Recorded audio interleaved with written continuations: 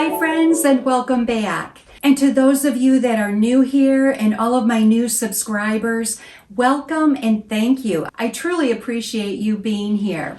And on this channel, on My New England Story, I basically am sharing my life here in New England. We have lived here just under 7 years now and absolutely love it. So again, welcome.